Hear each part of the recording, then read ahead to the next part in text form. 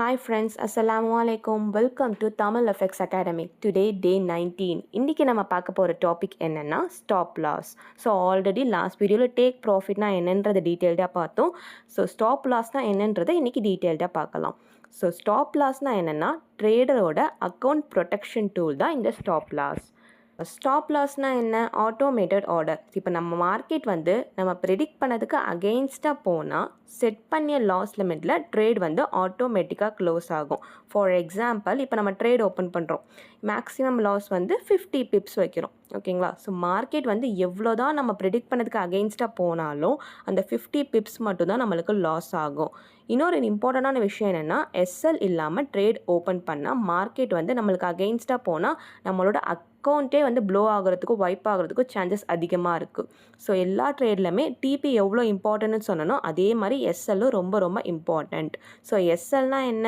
ட்ரேடரோட account protection tool தான் இந்த SL.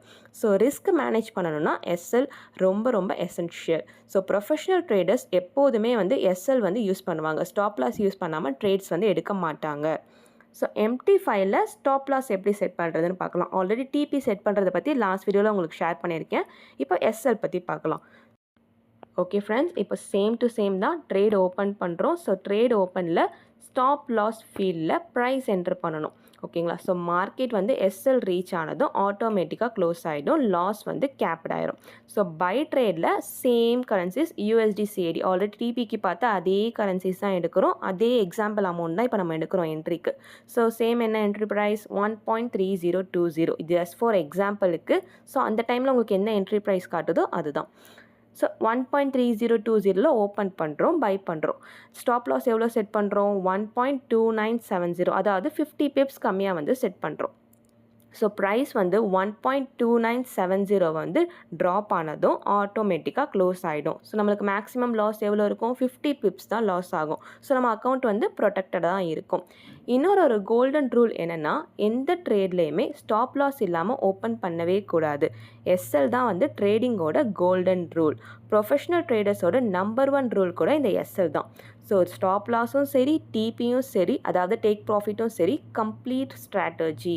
So stop loss protect பண்ணுறது, டேக் ப்ராஃபிட் லாக் பண்ணுறது ரெண்டுமே எப்போதுமே செட் பண்ணணும். ஒரு ட்ரேட் எடுக்கும் போது நம்ம ரெண்டுமே கம்பல்சரி செட் பண்ணணும். ஓகே ஃப்ரெண்ட்ஸ், இன்றைக்கி நம்ம என்ன லேர்ன் பண்ணிக்கிட்டோன்னு ஒரு குயிக் ரீகால் பண்ணி பார்க்கலாம். ஸோ ஸ்டாப் லாஸ்னால் என்னன்றதை பார்த்தோம். அது வந்து ஆட்டோமேட்டிக்காக க்ளோஸ் ஆகிடும். லாஸ் லிமிட் ரீச் ஆனதும் ட்ரேட் ஆட்டோமேட்டிக்காக க்ளோஸ் ஆகிற ஒரு டூல் தான் stop loss. So automated loss cap அப்படின்னு கூட சொல்லலாம். இப்போ நம்ம லாஸ் லிமிட் வந்து செட் பண்ணுறோம். இவ்வளோ லாஸ் லிமிட் தான் எஸ்எல் வந்து ஒரு செட் பண்ணிட்டோம். இப்போ நம்ம எஸ்எல் செட் பண்ணதுக்கப்புறம் மார்க்கெட் நம்மளுக்கு அகெயின்ஸ்டாக எவ்வளோ தூரம் வந்து போனாலுமே மேக்ஸிமம் நம்மளுக்கு வந்து 50 ஆர் 100 நம்ம எவ்வளோ செட் பண்ணுறோமோ அவ்வளோதான் நம்மளுக்கு வந்து லாஸ் ஆகுமே தவிர அக்கௌண்ட் வந்து ப்ளோ ஆகாது, அக்கௌண்ட் வந்து சேஃபாக இருக்கும். ஸோ எஸ்எல் இல்லாமையோ டிபி இல்லாமையோ ட்ரேட்ஸ் எடுக்காதீங்க. It's very very danger. SL and TP தான் வந்து complete risk management. Stop loss protect பண்ணுறது, டேக் ப்ராஃபிட் லாக் பண்ணுறது ரெண்டுமே வந்து எப்போதுமே செட் பண்ணணும் ஒவ்வொரு ட்ரேடுக்கும். ஓகே ஃப்ரெண்ட்ஸ், தேங்க்ஸ் ஃபார் வாட்சிங். Subscribe to Tamil FX Academy. Next ஒரு இம்பார்ட்டன்ட் டாப்பிக்கில் பார்க்குறேன் இன்ஷா அல்லாஹ். Until then, by.